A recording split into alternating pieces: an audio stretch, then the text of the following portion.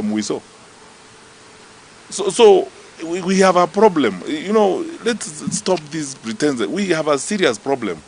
And it's abundantly clear the government has chosen, the president and the government have chosen this as a way of life. Because there is no way, I can tell you, trust me, I have been a minister of security. There's no way that scale of work could happen without the knowledge of the president. Because the president is briefed, you know, regularly when these decisions are happening. So, and I've said before, I know these people. I know the Inspector General of Police. He was my GSU commandant for the 5 years I was a minister. Kanja was my GSU commander. He's a good police officer. I can't understand what is going on. It must be politics that is interfering with what they're doing. The question I keep asking myself is, I mean, what is it that is causing you to sacrifice even the years of your career and the service that you have rendered to this country to ignominiously and very miserably come to the end of your career in this kind of manner? Because when consequences and accountability is called on this kind of matters, all of you know what happened at The Hague. You know, when the warrants were issued, they went to the individual leaders. They didn't go to government. They went to the individual leaders, including those who were in government at that time. And you should meet General Ali to tell you about that experience and how frustrating it can be. So let's be responsible people.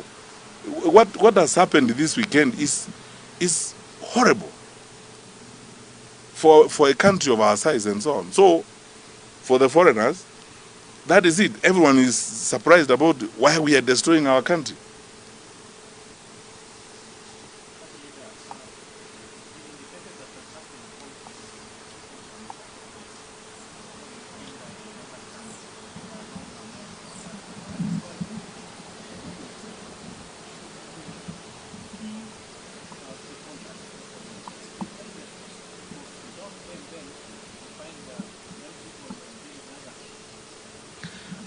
You know, to be honest with you, and I was telling some colleagues of mine the other day, you know, the level of responsibility in our society and moral responsibility is very, very low, especially when it comes to issues of politics.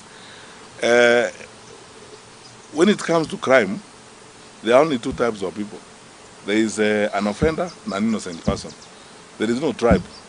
There is no Kalenjin, there is no Kisi, there is no Kikuyu, there is no Luo. You are either an offender who has committed a crime, or you are an innocent person. Now, very basic things like those, you know, are always ignored, and sometimes the temptation, like I can see, is to try and introduce, you know, ethnic angles and innuendos to conflict, so that you can split up the opposition and split up people in the opposition. And to your point more specifically, yes, it is this mobilization by politicians and paying people money that goes into this. Wananchi on their own really have no problem. I mean, they have never had problems all along. All these people, how many times has James Orengo gone to Homa Bay? We've always been visiting and working with these people. Why is it a problem this time that his motorcade has to be stoned, returned, and so on? I mean, how many times, honestly, let me ask you, how many times has James Orengo gone to Homa Bay in his life? It is this transactional politics where people think that to inflict violence and pain in the manner in which they are trying to do is the only way of asserting yourself, asserting you know, your authority, which in my very honest opinion is very foolish. Because, you know, if you are leading people, you should care for their lives first and foremost. Because when you have killed them, who are you leading? And in any case, as I ask this question, if you pay those people, those guys who are paid, those goons who are paid the way they are paid, running around and so on, terrorizing everybody, when they are done terrorizing your opponents, what will they do? That's why I keep telling these leaders that, you know, it's essentially you are living in a fool's paradise.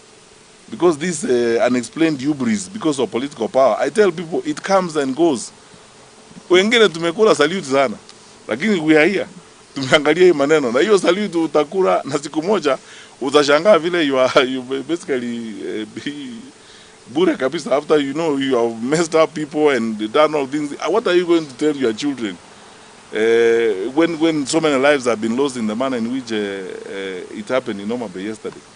You are turning people against each other because of politics. It's very primitive. But it's upon you, good people. Let's work together and save our country. For me, I'm interested in, let's talk about our country.